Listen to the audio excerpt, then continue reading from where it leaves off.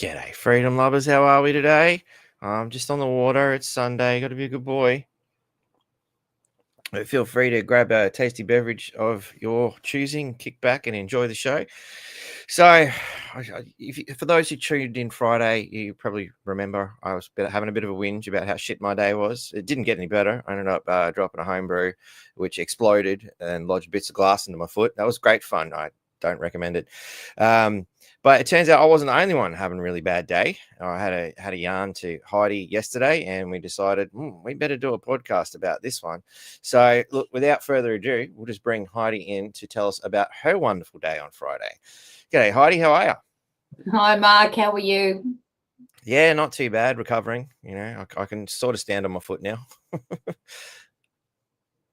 Yeah, excuse me for being very, very tired, big bags under my eyes, but I was raided on the 8th and had 11, that was 10 to start with, a few outside, so I'm actually not sure, but about 11 people turn up at my house with a search warrant. Wow. Yep. What were they? Were they worried that you were, hiding convicted felons or something? They needed 11 people to come in. Were they wearing body armor as well?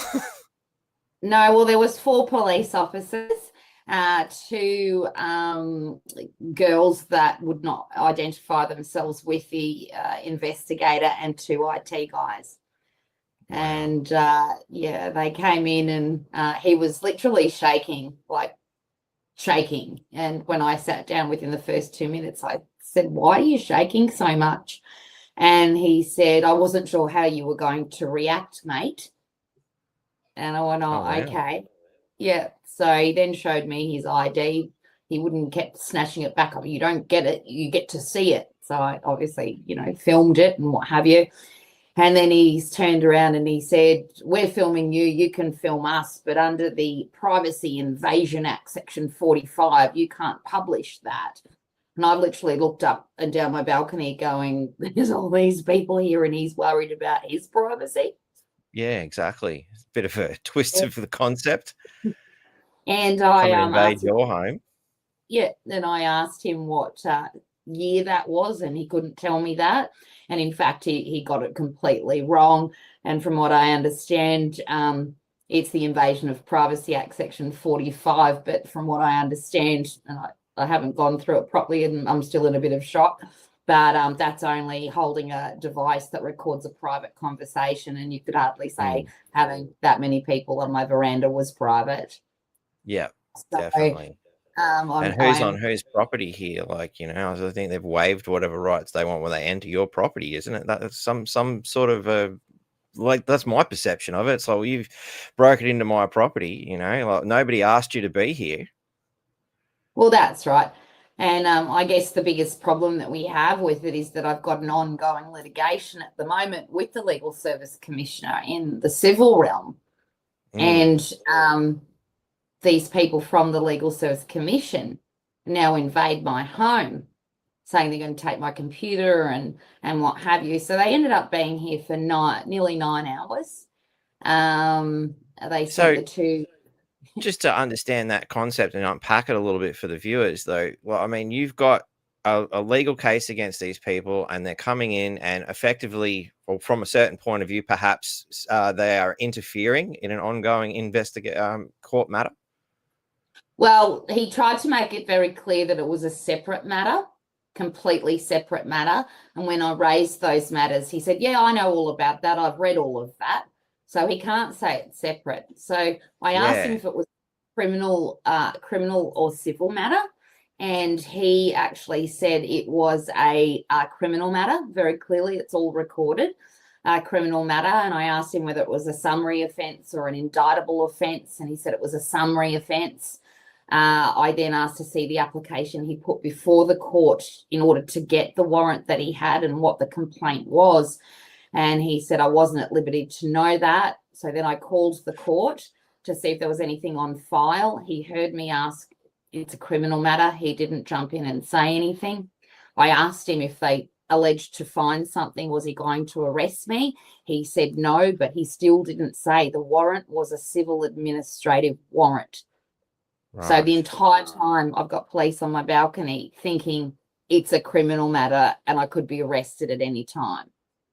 Right. And But it wasn't a criminal matter. It was a civil matter, correct? Well, it's a civil investigation, potentially for a criminal matter, but the warrant was civil. The Legal Services Commissioner doesn't have the ability to conduct a criminal raid. Only the police do. Right. Police were there to keep the peace, apparently. 6 of them over change of shifts. Yep. Right. Yep. Full on. So they're there for 9 hours.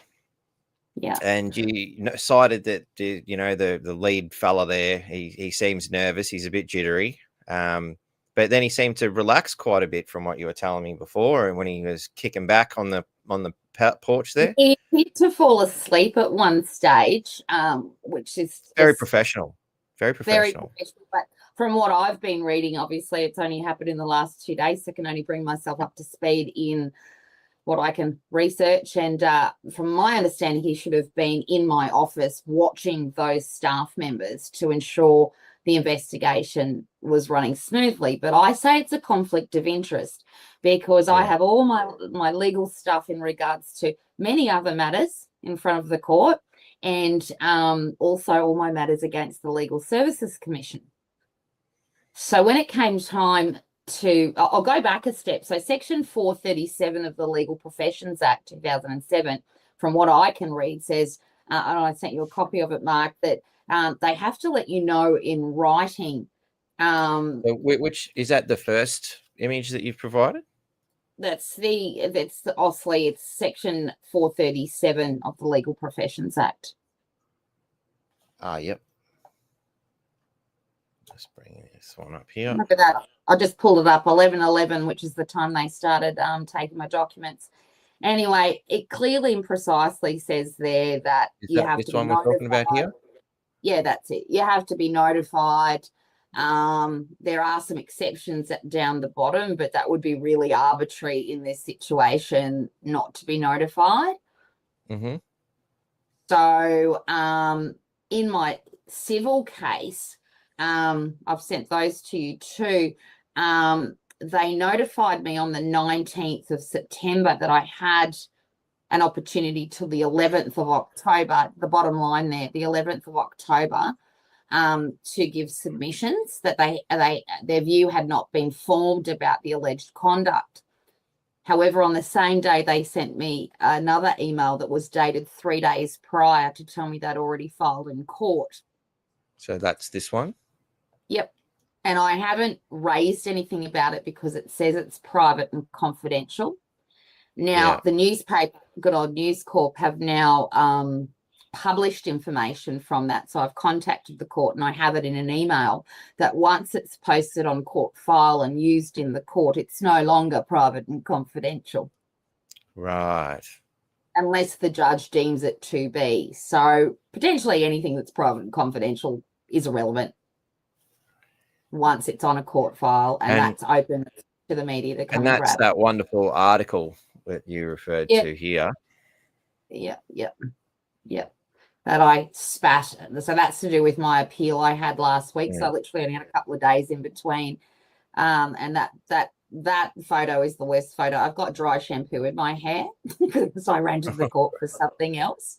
Anyway, and that photo is actually from about, 4 years ago.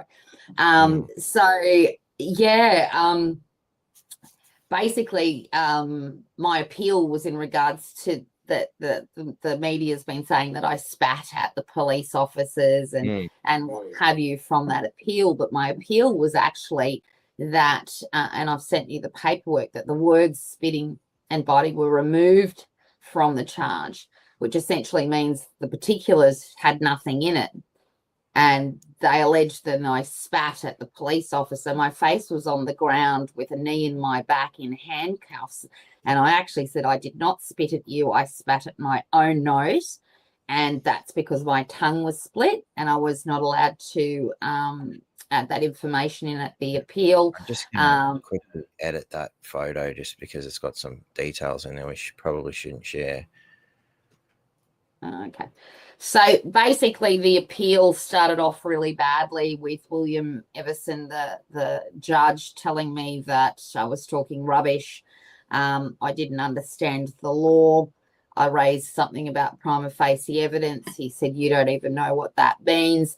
I raised something about DV, which I've written a book about. I've studied extensively, nearly 8 years of study.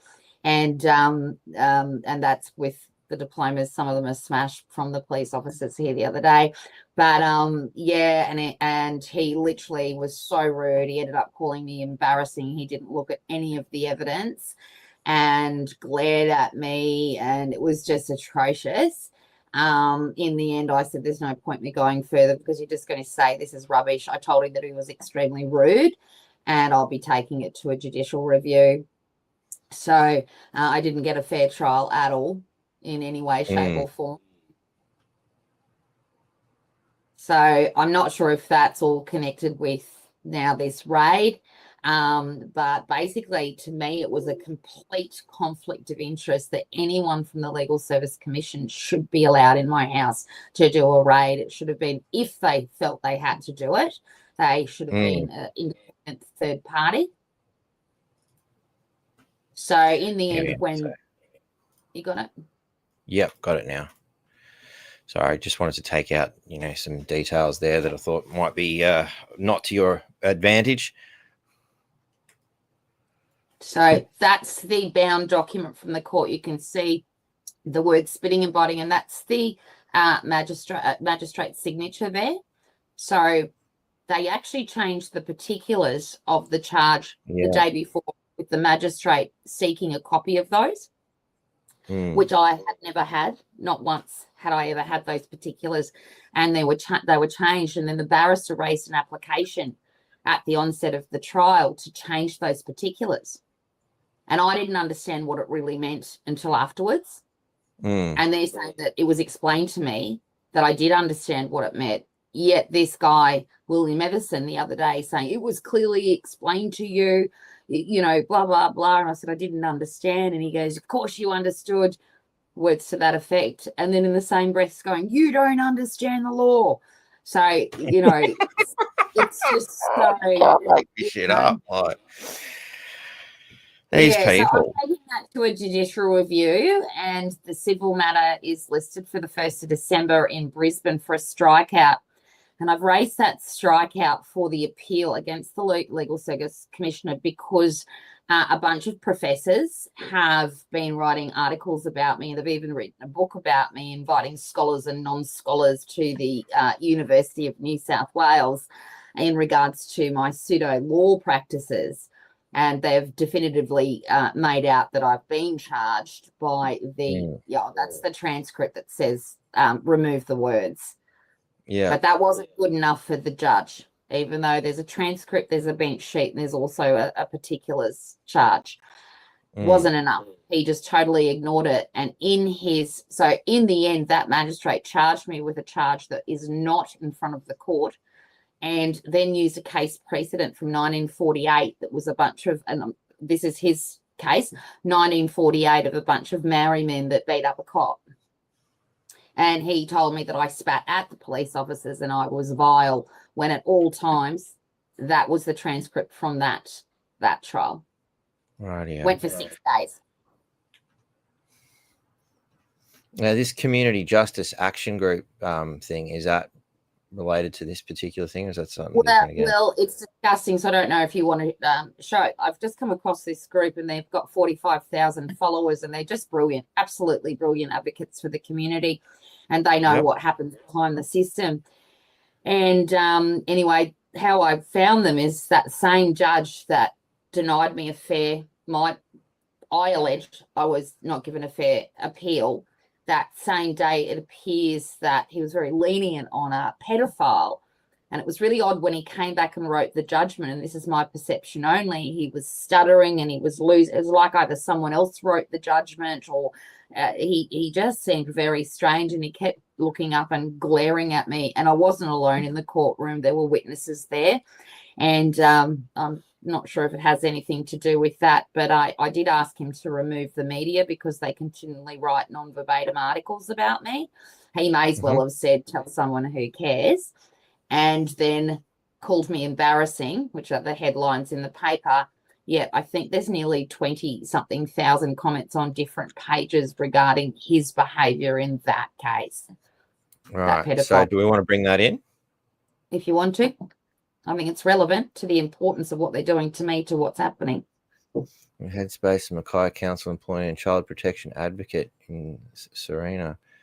Owns K.R. Richardson, who arranged a deal with a pedophile to molest a 4-year-old toddler boy for money, orally raping him, and oh my God, and was caught with more than 2,000 images and videos depicting terrible child abuse, including the rape of a 7-year-old boy and a newborn baby. My God, screaming in pain. Fuck me dead. How do you not order the death penalty for someone like that? Same judge on I think it's the same day as my case.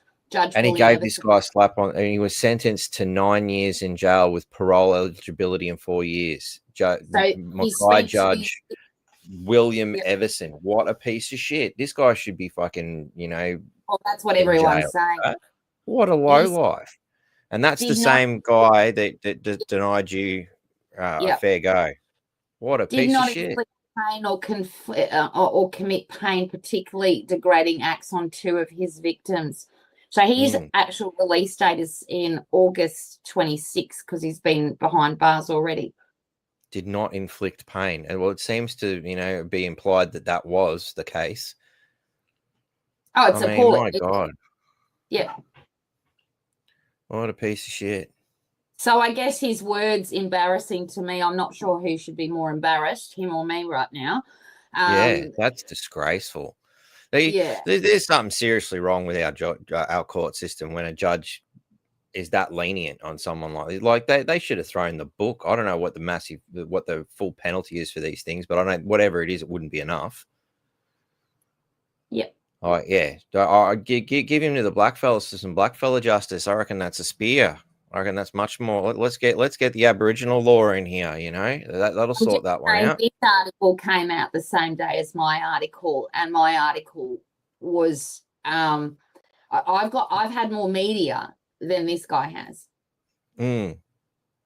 It's everywhere. I'm in the Law Weekly newsletter. And like you said, you get more media. Why is this not front page? Horrific, status here, and judge goes lenient on him. That's your full page spread. Why is the media protecting this guy? Oh, there are other articles about it, but again, it's been gone. They're not talking about it, but they're still talking about me. There's something wrong with this world. So these scholars and deans that have been having their scholars night at the New South Wales University, I'm the introduction. It was an invitation situation. And that's the reason for my strikeout. Also, those private and confidential letters that's set down for the 1st of December. And it seems that they're imploding on each other. So our friend Robert Sudi seems to be having an argument with David Helfman. The professor. Is that why he's not here being a troll today? He's too busy. He's found a new narcissistic play toy. No, but a lot of the stuff has been removed off his page. So a friend says I'm not looking at it because I don't want to buy it. But at the end of the day, there's definitely some editing going on down on his page because I wrote a letter to every vice chancellor, university, legal service commissioner to Timbuktu. And I have got replies, and there are investigations going on currently in regards to their behaviour. So we'll see what the outcome is on that. So moving forward, potentially all of this, because of the strikeout notice and everything, they've had to up the ante. They tell me they had a complaint in early October last year. And so it's nearly a year, well, it's past a year later that they're investigating, but they actually came in and as a conflict of interest with an ongoing matter, believe that they have the right to raid me and be here for 9 hours. And when I asked to see what they had taken, I was told that I'd get a receipt, which I did get. Very interesting receipt at that. But I was told that why is it interesting? they've taken stuff that's completely irrelevant.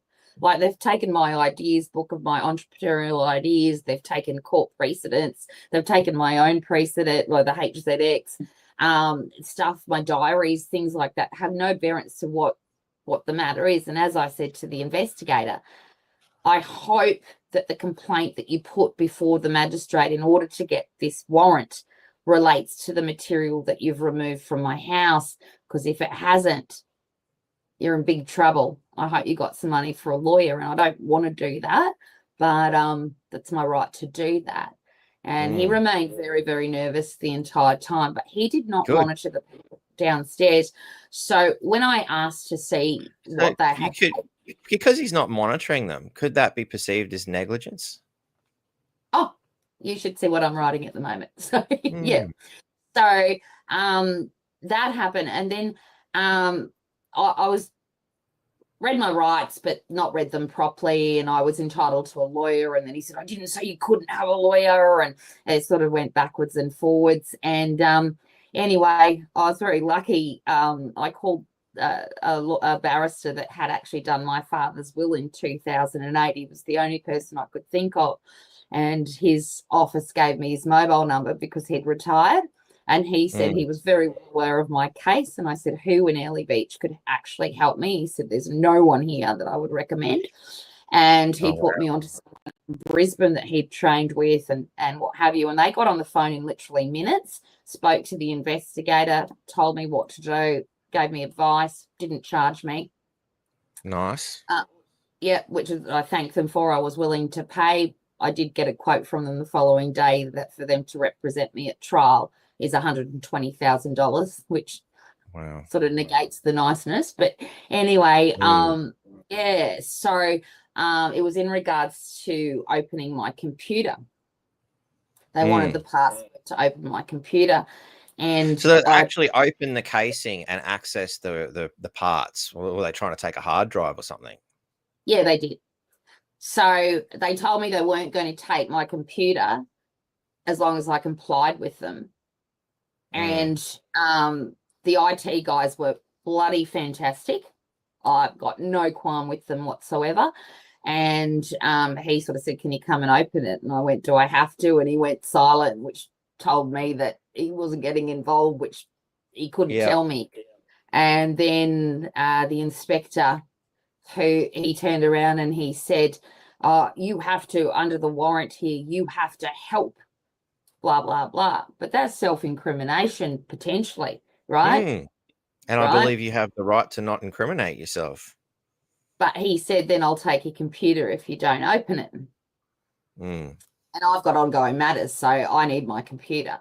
And anyway, so I told him, you can open it under duress, and I don't consent. And I'm not happy about it. And these IT guys stepped in and said, hey, we're independent. We're completely independent here. And I said, would you give me an affidavit of undertaking that you are independent? And for the next hour, they sat there writing a document, a memorandum of understanding, which is interesting because they're not lawyers to write a legal document. Anyway, they said that they would hold the material for 21 days to give me the opportunity to say why the material should be taken off my computer and phone, and that they would hold it independently, which is great. However, so the Legal Service Commission and the cops don't actually have it at the moment. It's being held independently, apparently. The cops were never involved because it was a civil. So I even called the police, the senior sergeant. He goes, no, it's criminal. I said, no, it's civil. And he goes, no, it's criminal. I said, if it was criminal, mate, you'd be here doing the search. So this memorandum of understanding was for 14 days, and I asked if it could be extended for to 21 days, one, to get over what's happened so you can concentrate and, you know, all the rest of it. And he didn't want to agree with it, the inspector. And I said, it's not your choice. Go and talk to your boss. Anyway, came back. The boss gave him authority. He signed the undertaking of memorandum, as did the two IT guys. So that's 4 signatures. That was not prepared by a lawyer. By the commissioner giving permission, are you raking what I'm mowing? Right. Yep, I like it. So it appeared to be a ChatGPT document, which is the beauty of ChatGPT. Wow, I could have sworn I read an article the other day about, the whole thing was, I think I got it somewhere here. Troy Thompson got it, it's front page news again because he used AI chat GPT to, write up some legal documents, and that's front page news. But it's okay for the police to do it apparently as well. Well, it wasn't the police; it was the AI guys. And when I said the IT guys can do it, of course. I mean, who would understand AI better than an IT guy? Like, come on. Well, I said to them that clearly be able to identify if ChatGPT has done a good job writing up a legal page because they're IT guys, right? Well, I said to them that ChatGPT document, and they went, "No, it's not." And I said, "Yes, it is." And he goes, "How do you know that?" And I said, "Because it's Calber font. It's this font. It's blue. If you do that, you need to change it to Roman numeral times. You need to do this, this, this." And he looked at me and didn't say anything. And I said, "That's okay. That's what it's great for." And this is all recorded, right? And as I'm going through this memorandum of understanding, old mate Tinky Winky, who tells us he's about to retire, he's from New South Wales, the investigator, he's like, no. And I just said, I'm not talking to you. I'm talking to these guys. I won't do this. And he got a little bit shitty about it because if I'm right, and he doesn't have the right application before the court, and he's put people into my house that wouldn't identify themselves, and he didn't actually monitor them. And there's a conflict of interest. Hence, these IT guys got it. They understood why it's so important. Yeah. And they hold it for 21 days. But that should have happened because most stuff that I do, I print out and put in a file. So everything from the Legal Service Commission were in files. But they're actually next to my desk on the floor, exactly where those girls were sitting. Mm. And when I asked the girl if I could see what was there, my partner took some photos. She said, "Oh, he's already taken photos." I said, "Well, he doesn't know what's going on. He wouldn't have a clue which folders are what." And she turned around and she said, "Just move on, Heidi." And I said, move on. Right? I'm getting rated by 11 people. And she had that authority attitude. And she turned around and she said, "If you don't move on, we're going to take everything." I said, "Go ahead. Good luck." Because if they did, having the warrant in front of me, they'd be in a world of trouble. But why would you threaten to take everything if you'd already got what you thought was appropriate? So I think little Miss Prissy is in a little bit of trouble and thought she was a bit more important than what she was. And I did tell her to. She shrugged her shoulders at me and I said, "I'd wipe that smart ass look off your face." So she appreciated that. No, she didn't. But your stuff's getting interrogated, your house is being invaded. I think that's very limited to me just saying you're being a smart ass, especially when she's made a threat. Yeah. And then the investigator also threatened my partner when he said, "What happens if I get between Heidi and the police?" And he said, "Well, you'll be arrested." And he doesn't have the power to say that. I think he might be an ex-police officer from my research. But, okay, so IT. Yeah, so, they're attacking him for using AI, and fiction and all this other shit.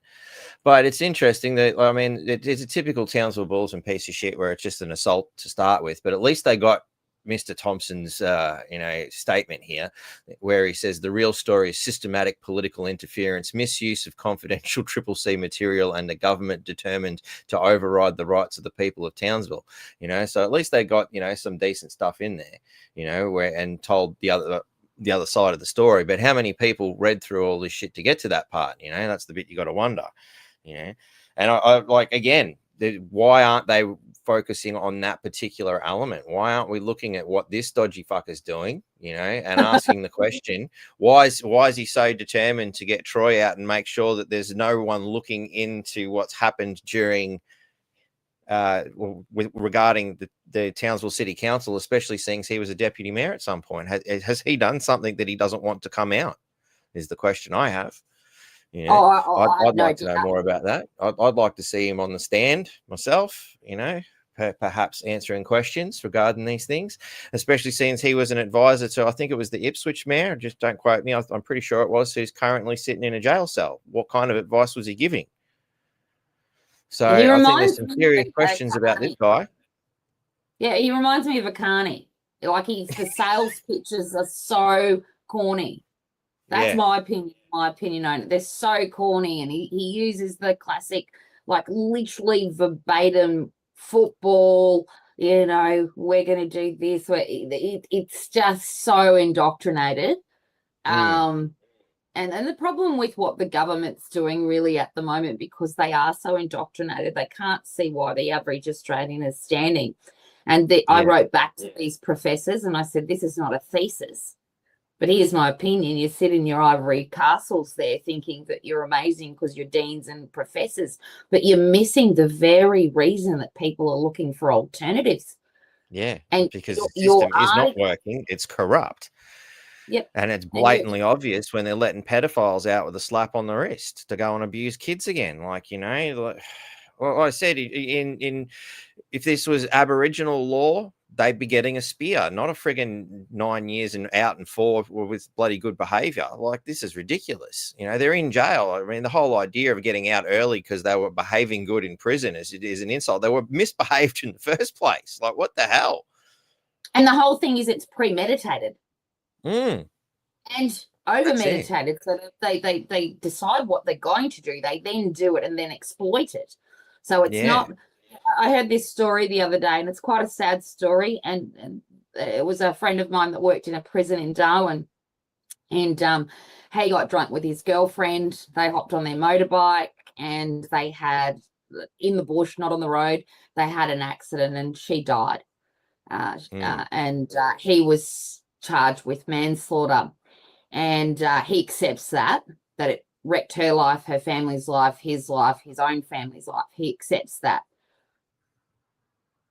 But what he's seen in prison of the premeditated people, he got 25 years in prison for something he did as an idiot, dickhead, right? Yeah. Versus people that premeditate, that wreck multiple people's lives moving forward. And the trauma that it recreates. But I think the justice system works on people that are traumatized, doesn't it? Yeah, it seems to. Yeah. That's actually something else that reminded me there. I'll see if I can quickly find it. Yeah, because I mean, this system's just gone wrong on so many levels. And I mean, actually, here's one that's kind of, you know, in the meantime, while pedophiles are running amok and murderers and whatnot, let's get rid of that one. I don't want that one. We've got our Australian Federal Police now setting up new national security investigation teams to target groups and individuals causing high levels of harm to Australians' social cohesion. Oh, look out. Social cohesion causing high levels of harm. Never mind the kids getting raped in daycare centers, you know, never mind like premeditated murders and various other things. Don't worry about that shit. Don't worry about the government corruption. No. Because, you know, these teams will work closely with the state and territory police, law enforcement, and national security partners to provide a coordinated, consistent, and intelligence-led response to security threats, and also work on global level through operations, capabilities, and relationships with international law enforcement. It's just a whole bunch of gobbledygook, really, you know. And then you look at the way this is done. Hate crime offences created earlier this year after a spat of anti-Semitic attacks may need to be taken further. This is what it's really about. It's about hate speech. In the meantime, rapists and murderers and dodgy judges are running amok in this world, and this is what they're worried about. Well, that's the interesting part. The inspector actually, because I raised the sovereign citizen movement at the moment, and I asked him if he'd like to check if I had a kitchen knife utensils license, and I got a little bit fresh. They were there for 9 hours and they weren't allowed to leave, so you can imagine I had a little bit of an opportunity to expand their minds, if I can call it that. And right. yeah, You got to be so careful expanding some things, like a rubber band. It'll go so far, but eventually it breaks. if you don't laugh, you'll cry. But anyway, and I did cry. I was very upset, and I have my moments. I've got a good, hospitality face that I can, that's been my job for my whole life. No matter what problem you've got, when you turn up as a waitress, it's not there at that moment. So, but I said, oh, I know what this is about, sovereign citizen and whatever. I said, I was just Googling, actually, just before you got here. There has, between 2023 and 2024, been 29,000 complaints against public officers in Australia. That's a lot. 29,000. Yeah, you can Google it, right? So, and go through all the different websites and Crime and Corruption Commission and what have you. And we're not seeing any results of these people being dealt with. And they're worried about me. And and I'm like, in Western Australia, they're saying sovereign citizens, whatever that's supposed to mean. They can't have a gun license, but there's 4 of you on the balcony at the moment, and you don't have a gun license, and you've only done 5 months training. And one of the cops goes, I did 8 months training, and I went, hurry, oh, that's great, right? Yep. They don't get it. That extra really 3 months is going to make a huge frigging difference. All right. Anyway, there was a bit of that sort of banter because they were very young and they thought they were very important. And I think by the time they left, they didn't feel so important. But there was some comical look. There was one police officer that came at the end, and he was just terrific. He came in with that attitude. You trusted him. He was aware. He was looking around. He was just, if we had more people like that. But the young ones, there's just nobody at home. One of them, I said, oh, could I have your rank and your rank number and your bloody name? And he's like, no, after everyone else had given it, nope. And I'm like, well, you have to, mate. He goes, I haven't exercised my powers yet. I said, mate, you're standing on a veranda, which has a roof over the gate, and you have to give it to him. I said, no worries, I'll just privately prosecute you because I can, because you're now trespassing because you haven't done what you've done. So he did like this crab walk inside, and he stepped inside the door. And he goes, oh, I just exercised my powers, so I can give you my name and number now. All he did was walk in. What a wanker. I know. So if this is the attitude, it's like the girl saying, I will take everything. You know what I mean? Yeah, you give them a badge and a gun, and all of a sudden they think they're gods. Oh, there's a great book called The Most Dangerous Superstition, and that's all about authority and how dangerous it is that when people think they have authority. So I went through all the books that I'd read, because 9 hours I had full audience. I went for a swim. I did some dog tricks, started having a couple of drinks, and my partner's come out and he's like, she's about to get very cheeky now, and that I did. But, you got people in your house for 9 hours going through your stuff. What do? You can't get angry. You'll get arrested. You literally, and I actually said to the investigator, I said, my father lived in what was then Poland, and the Nazis walked up his driveway and said they had half an hour to leave to grab what they could. They thought it was for safety, but in fact they were put on a cattle cart on its way to Auschwitz. And my grandfather had the TB injection, which you had to have to get your papers. I don't know if that sounds familiar. So, shockingly.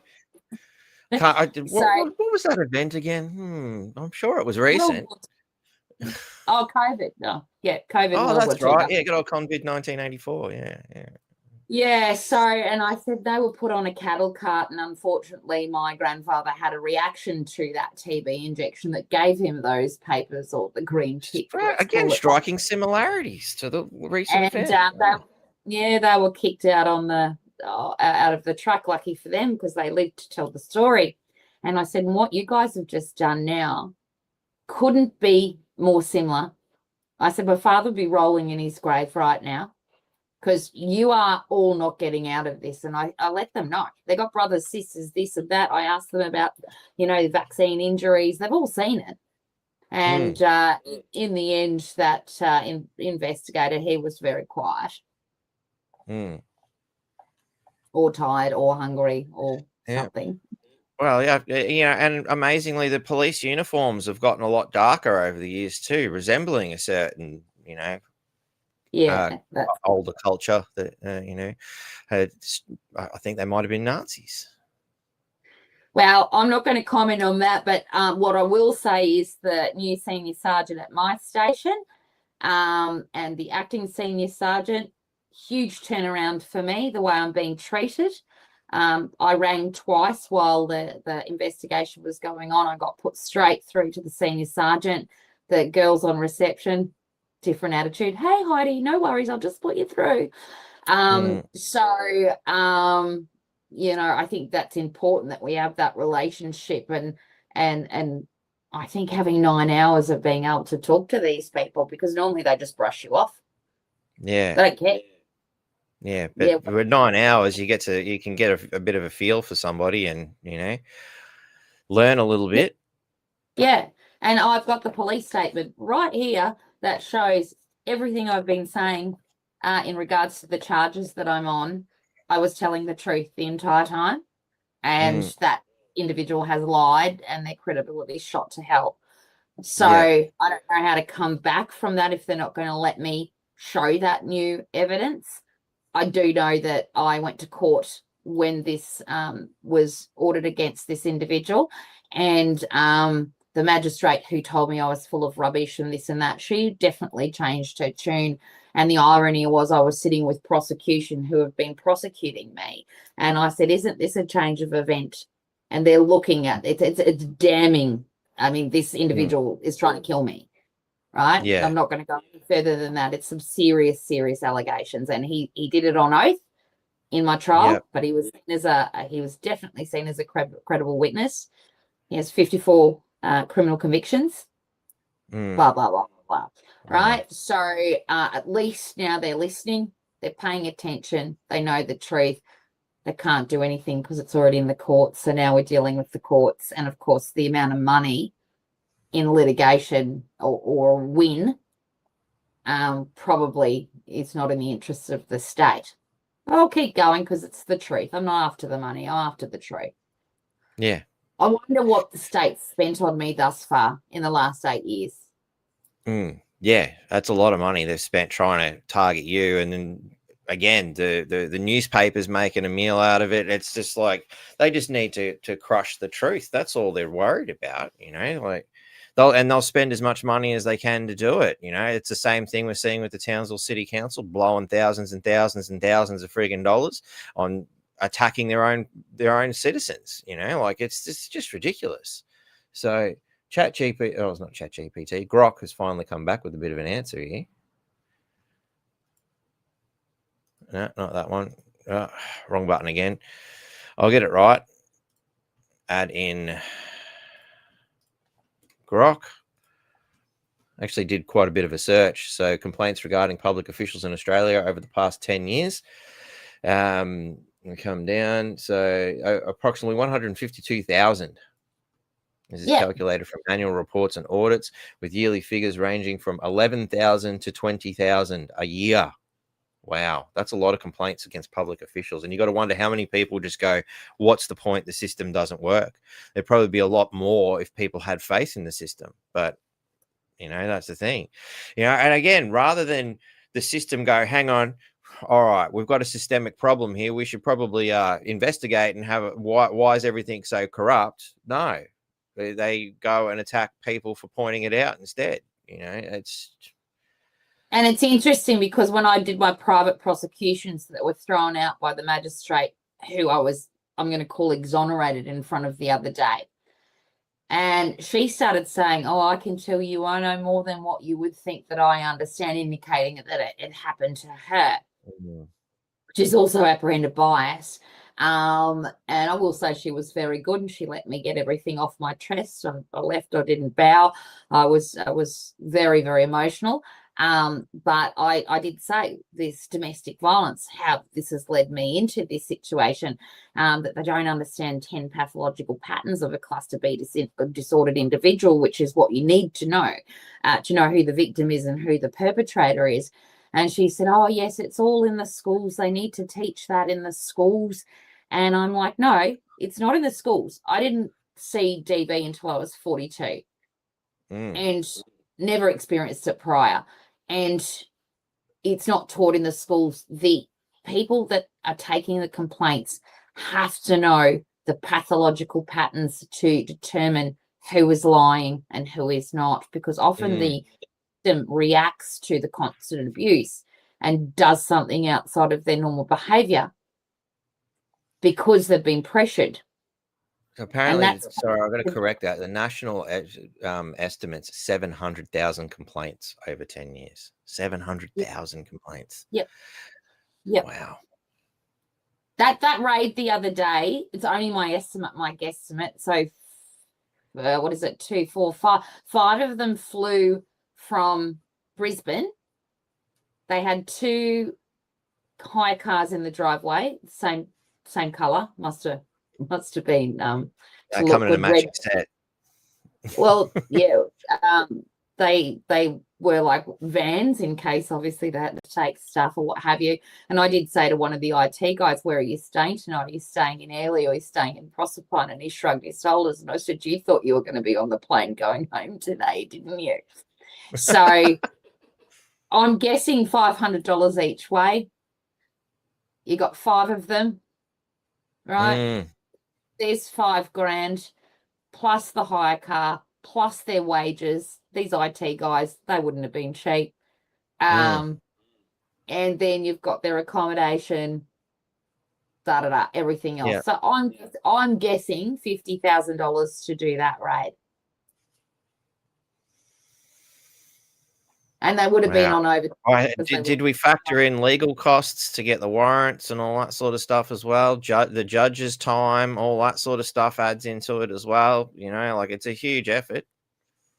Oh, if I go back and look at, you know, the first case that I won in 11 minutes that took 24 months, 42 times in front of the court, then against the state, they said that their costs had racked up to $380,000. Don't know whether that was intimidation or not. And you go on. So, yeah, look, the state, and I'm entitled to defend myself, and I have to defend myself. I have no other choice. I can't walk away and go, look what I want to do with this. I'm guessing it's over $1 million. Yeah, just to attack little old you. And if they bring criminal charges on this, which I'm thinking they would have if they could have, but if they do, I might engage with legal aid and see how that works, because I've never gone down that path. I can always get rid of them if I want to, if they don't do what I think needs to be done. But the claim, if they bring me to Brisbane again, which they have done with the other one, that's your flights, your everything. And if you don't turn up at court, so that's a lot of money. Yeah. Yeah. And weaponizing the legal system is another way of looking at it too. Like, why do these things cost so much money? Why does justice cost so much money? That's the biggest problem in this country. Like, I mean, you know, again, you don't tell me we live in a free nation when justice costs so much. It's just, and again, like you said, why is everybody looking for alternative solutions? I wonder why. Yes, someone have a look at the problem.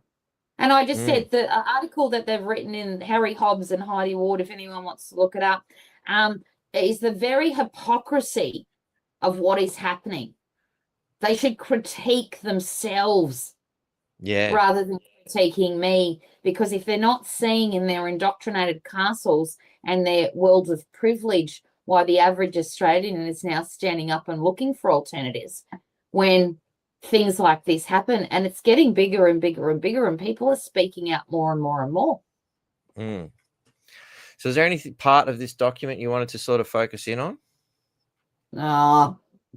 Pseudo law beyond the bar, Stephen Young and Harry Hobbs. Oh yeah, you the website reads Heidi Ward, legal advocate. Straight away, you're the centerpiece of this investigation. Wow. I'm the introduction. What would these people do without you? I don't know, because they've actually they would have no, like, I mean, you're giving so much life to the humanity at the moment. The reporters would have nothing to report on. These alleged professionals would have nothing to write about. The cops would have nothing to do. The courts would be empty. I mean, they should be giving you a medal for keeping people employed. I've got a feeling this article, they think that I have actually been convicted and haven't actually been following what's happened. This is what I've responded to.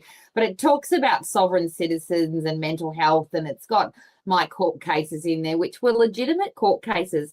And what I raised is that every lawyer that goes to court, there is a winner and a loser. So does that mean if a lawyer that's trained loses is frivolous and vexatious? It talks about mental health and sovereign citizens and pseudo arguments and things like that. It is so indoctrinated.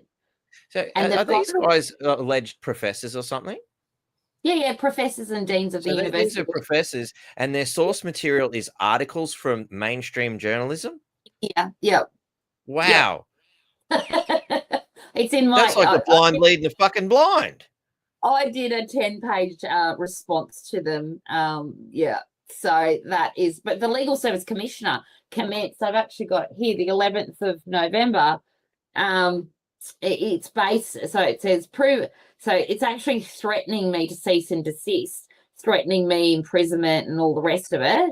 And it is all based on a newspaper article. Nothing more, nothing less. Oh, I mean, sorry. This third part, you can almost... Sorry, go ahead. I did a brochure that said that I was a legal advocate, but not a lawyer, right? I said I am not a lawyer. Instead of putting... So I've heard that you should put community advocate, because only the legal advocate is the only advocate that you can be and use the actual term. So you can be a domestic violence advocate, you could be a pencil case advocate, you could be a whatever advocate, but the legal advocate's the only one where the word advocate doesn't equal advocate. Right. There you go.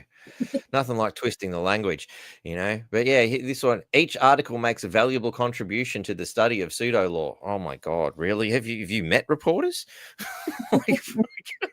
Some of the dumbest people I've ever met. Oh God. You got to go to school for a long time to be this dumb. But this is the indoctrination or the collusion. Hold the two. That's right? it. The university piece of paper says I can think and I'm better than you. That's their attitude, you know. Like talk about fucking giving the university's handing out tickets for these people to put on themselves, and then charge $120,000. Yeah, I'm not saying that these lawyers don't have, and they've got far more expertise than me, but I'd like to see them in a catering kitchen doing a function for 1,000 people and see how they ran, right? I'd be more than happy to what you know. Here's a new reality TV show: useless people in the real world. Chuck them out there with nothing more than a knife. Sit them in the bush and see how long they last. Now that's entertainment. Get any one of these alleged smart asses who think they fucking know so much. Throw them out in the real world and see how they go. There is a study when I was studying psychology. There is a study where they talk about putting all the narcissists on one island, and they have to survive, and they end up eating each other up. I reckon because they can't work as a team. They can't, you know, everyone wants to be the boss and they're better, and they can't work together, and they all end up dying because they're all better than each other. It's like this girl going, "Oh, move on, or we'll take everything." Yeah, and I just sit back and I look at that and I'm like, "Are you serious?" Yeah, but she's revealed the intent. She's in that moment. She's shown everybody what they're really about, and they just want you to stop. This woman's driving us nuts. Well, she's not accepting our authority. I respect my authority. It's fucking Cartman all over. I should have gone in and put a Wonder Woman outfit on and come back out and sat on the veranda. Next time. If there's the next time. Hey, you better get some Cartman, big blow-up Cartman posters. Respect my authority. Right. So, yeah, it's funny. You know, one of the young cops, he was only straight out of cadets. We're talking about tattoos and whatever, and he's got a lady. He said, "Oh, I've got a lady justice like that big one of my paintings on the wall." And I'm like, yeah, what's her name? He didn't know anything about the story behind Lady Justice or anything. And very interesting. Yeah. They just this know-it-all attitude. And I think surely now we should all know that what we don't know, and learn every day. You know, That's it. I didn't There's know a hell of a anything lot we don't know. civil raid. I didn't know anything about a raid at all. And I think they're very used to just walking in and doing whatever they want to do. Yeah. And as I Everybody said get to most people go to fear. And again, that's what's really upsetting them, you know, with the people who, you know, all of us who are going, we want a better way, we want a better system. And well, if you're not going to do it, we're going to have to take matters into our own hands. You know, that's what's pissing them off the most is a new psychological element has developed here in Australia and worldwide, I believe, where we're going, we're not putting up with your shit anymore. We don't respect your authority. We don't respect you because you're not doing the right fucking thing. It's that simple. Really, he clearly said that he did not identify me as a sovereign citizen in any way, shape, or form. So that article was I put in front of him because he's there for 9 hours. And then I put the newspaper articles where I'm next to Desi Freeman, and I'm like, no. And he's like, what do they write that for? What are you on the page of that? I said, you don't know? And you're sitting on my veranda? You don't know anything? Right? I said, maybe you're being used as a puppet, mate. Anyway, if you go into his LinkedIn profile, which you can't actually get through, Mark Cunningham at Legal Services Commission, which it's really weird. You just can't get through. He's got all the Desi Freeman photos on there. He's got, you know, love Victoria Police and pictures with the police commissioners and all of this. So it all seems a little bit sus to me. Yeah, it certainly does. The whole situation just doesn't seem quite right. Doesn't seem quite right, does it? Lots of high court precedents that shows about conflict of interest and potentially, I'm not saying it has, I've got to do a bit more research over the next couple of days to get my complaint in, but potentially this might stay all matters altogether because it's a conflict of interest, doesn't matter which way you look at it. Yeah. So that's a potential outcome to what they've just done. They've just gone and ruined all the cases by interfering. I don't know because they do what they want to do. But the other thing is, I didn't actually send it to you. I can't open the files on my computer, so it's actually saying cannot access the file, can't open the document. Sorry, that's a shortbread recipe. What are we talking about here? My computer's been they took a back thing, backup of my computer. That's with the IT guys for 21 days, and I can't open my documents on my computer. I've contacted them. Did they leave you a contact? Yeah, I've got a contact, and I've contacted them, and I haven't got anything back. Admittedly, it was Friday afternoon. But if you look behind me as well, I don't know if the last time you I don't know which way this goes. That's the state they left my office in. There's all paper scrumpled up. There's shit pushed in everywhere. There's shit all up. I don't know where anything is. So they've completely compromised my entire office. Yeah. The investigator wasn't downstairs to watch how they were doing it. So no, he's too busy having a nap. Anyway, sometimes the opportunity of defeating the enemy is provided by the enemy themselves. The web they weave. Yes, and the more you look around the world, the more that's what seems to be happening. You know, they're all in panic mode and they're doing dumb shit, and they're just exposing themselves more and more and more with every dumb move they make. You know, it's astounding stuff to see. It really is. You know, they're not very they're indoctrinated. Yeah, they have no street smarts. Yeah. No critical thinking. You know, it's like we'll just go with the tried and true brute force. It's always worked before. It's not working anymore. Yeah. You know, it must be really frustrating them that, you know, people aren't rebelling in the way they expect. We're not giving them the respected responses, and that's throwing them right off too. There's courage, there's bravery. People are standing up for themselves, and they can't. What? You're supposed to be afraid of me. Respect my authority. So, It's bizarre. And I yeah. really like the last 2 nights. What's really bothered me more than anything is just the 2 things is you can't film me, invasion of privacy, and that young girl saying, "Oh, we'll just take everything." Yeah. All the rest of it I can actually get my head around because it's all stuff that's all challengeable, but it's the attitude. Yeah. It's the attitude that you in a document you can't change that individual's attitude, Yeah. which we've suffered through probably the last 5 years. Yeah. I Thinking, dare say this is what the human race has been suffering through for thousands and thousands of years, really. You know, it's just that during the Great Awakening, people are finally seeing it. yeah. Now, and look, I've been hated on. I've been literally some of the it's been put over local pages, and people that have never met me, they're like, "Oh, what is she, a politician, a doctor, and now a lawyer?" Blah blah blah, and it's really horrible stuff. And a friend of mine contacted me, and she just said, "I'm so sorry," and I said, "That's all right. Let them go, because when I win at the other end, they're the ones that are going to have the problem, because actions speak louder than words, and there's no point me really getting into them. There's nothing I can do about there's no it." point constantly arguing with idiots. You're constantly reducing yourself to their level, and and obviously this is what the part of the tactic is, to distract you from the good work that you're doing. They want to fuck with you so that you stop. But just ignore it and keep charging through. Don't need to worry about these people. They're not worth the time. Yeah, and they're probably wondering how I'm surviving financially, and they failed to notice that I'm actually an artist and I sell my paintings, and that's really well at the moment. So, and it's actually really therapeutic for me as well.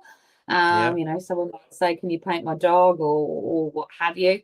And so that gets me through. I have got more paintings than I know what to do with, because I was about to set up a market stall and a bit of a gallery, but I'm not really up to that right now. But it's getting me through.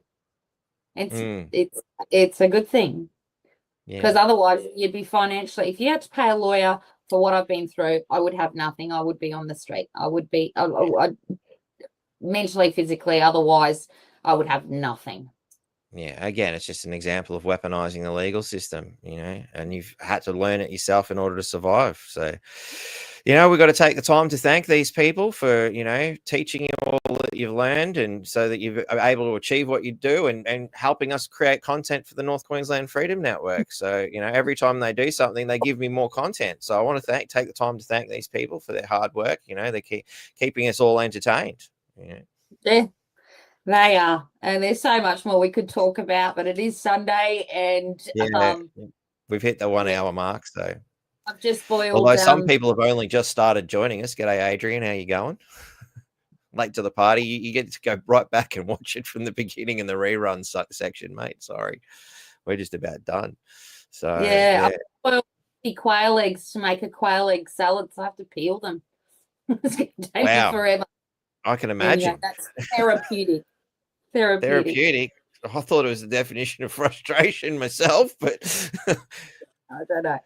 But look, honestly, thanks for having me again, and it's just getting it out there and having the honesty. And I've got so much work to put together. I've got a judicial review to put together now, and win or lose, I'm going to keep going. And that alone, if you got a lawyer to put together, is going to cost you $50,000, and I can do it. I can file it, and then I'm just going to challenge, and I'm taking the Legal Service Commissioner to the Ethical Standards Command, Crime and Corruption Commission.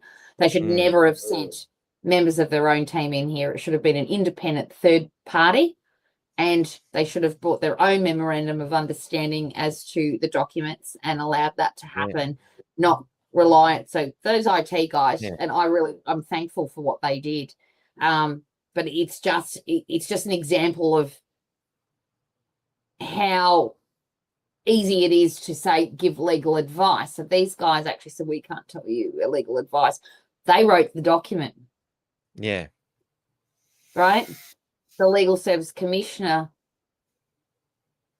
representative signed the document after speaking to the boss, knowing that no one was a lawyer that wrote that document. Yeah, interesting. Mm. And apparently you're the bad guy for trying to self-represent here. Yes. It's amazing how much they contradict appreciate themselves. those guys doing it, but it would have been different if I'd written it or the Legal Service Commissioner had written it, because that would be you putting something forward. But the third party did it, but they can't get into any trouble because the commissioner's acknowledged it, because he went off. It's on video. Went off, made it, and he signed it. So the commissioner can't now turn around and say, have a go at those guys, because she was actually paying them to sit on my veranda and get my IT. So she's ultimately responsible, which is really bloody stupid. No, bloody oath. Bloody oath. Yeah. Well, I look forward to seeing how this all turns out, and I hope you enjoy yourself during the mission. Let's say worst case scenario, because I always go to the worst case scenario. Let's say they brought a criminal charge on me. It's a summary matter, magistrate's court. By the time we get through the 3 mentions, make sure the further and better particulars are actually filed in court, which is my big new thing. Blah, blah, blah, blah, blah. This won't be in front of the court for at least a year and a half. And that individual that I believe is behind this from a vindictive point of view, he's going to have to be cross-examined and potentially be privately prosecuted as well, because he's lied. Yeah. So let's see how that goes. So from that point of view, I'm not worried. Let's just get through judicial review on those documents. I didn't spit at the police officer. And let's that opens up a little bit of a defamation scenario for mainstream media as well, doesn't it? Oh, I've already put them on notice. The classic is they have a defamation notice of liability that they signed an affidavit for, that they gave to the Legal Service Commissioner. And I went back to them and said, thank you for letting me know that you had that notice of liability by way of affidavit. And they're continuing to do it. Wow. Awesome. And there's a court case called Fairfax versus Voller. It's a Murdoch Media case where they lost. It is slightly different. It's an Indigenous young boy who was hated on. But you're supposed to monitor your comments, and if it gets out of control, past the defamation, opinion's one thing, but when it becomes defamation, they're liable. And if you're going to put a headline, I spat out, they've changed them all. If you go on now, they've changed it because I've sent it to them. But I've got it. They did it. Yeah, that's it. Another stunning example of how the mainstream media can't do their jobs properly. They can't get the facts right. Yet a fuckwit university people are using their articles. What? Like, I actually asked. I could never have been so creative as to thought up the stupidity that these people display. It's just astounding. I reckon it's a program. I think it's a media program that they just go back and they put the recording into, I don't know, to make it as bad as you can possibly make it. So the journalists that were sitting in there, I actually asked them if I could speak to them because I could see what the judge was doing, and purposely to, he's like, you don't understand the law. So he's obviously got a apprehended bias straight away. So where they've normally had a microphone shoved in my face trying to get me to speak, wouldn't speak to me. And this one guy walks out and his shoelaces were undone. He's got this silly smile on his face like he's just got the story of the year. And my partner turned around and said, your shoelaces are undone, mate. Be careful for going down the stairs. And it was genuine. And he just turned around like some robot and went, I'm just like, oh, dear. It's like they know they're doing it. I can't explain it. It's like a cognitive dissonance. You can tell when you're looking at people who's telling the truth and who's not telling the truth. And sometimes we tolerate those that don't. And sometimes, what was that meme I talked to you about the other day? Sometimes being outspoken or being authentic alienates you. There it is. Yeah. The price of authenticity is being disliked. Yeah. So you speak up and say you're full of shit and this and that at a, gala dinner or something like that because everyone's acting like tossers, you're alienated. You don't get the new Yeah. invite, right? Yeah, I've learned to live with it for so long now. It's just a case of why would I want to hang out with these fuckwits anyway? Like seriously, like cool. You go have retard convention over there. Off you go. I don't want to be a part of this. I'd rather sit by myself and play the guitar. It's much more appealing to me. So.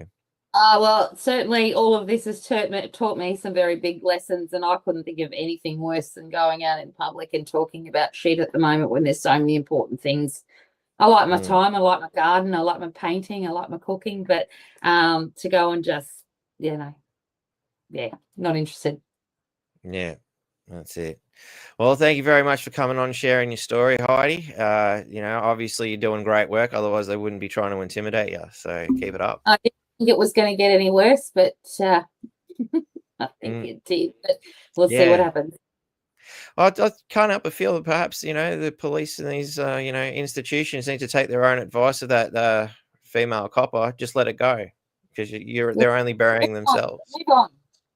Yeah, they need to move on. It's but that's the narcissist. I guess they have to be right. Well, he did try and back off the investor. I will say, when I sort of started saying, well, I hope you got this right. I hope you got this right. What's this? What's that? He's like, oh, I'm not doing anything yet. I understand this and I understand that. And I'm like, yeah, okay. You're here. You're doing your job. Yeah. Yeah. You have to wonder what that old mate was so nervous about too. Like, what did he expect? Was he expecting to get shot at? He didn't stop being nervous. Yeah. Yeah. Well, good. I hope he still feels uncomfortable and stupid about what he had to do. Like, I mean, you can imagine the post-traumatic stress for him in retirement from all the dumb shit he's had to do by following orders.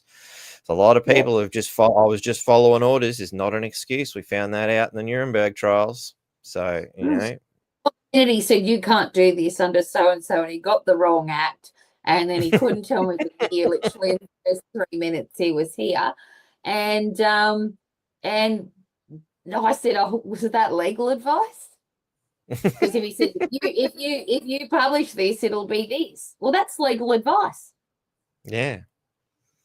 Is he qualified for that job?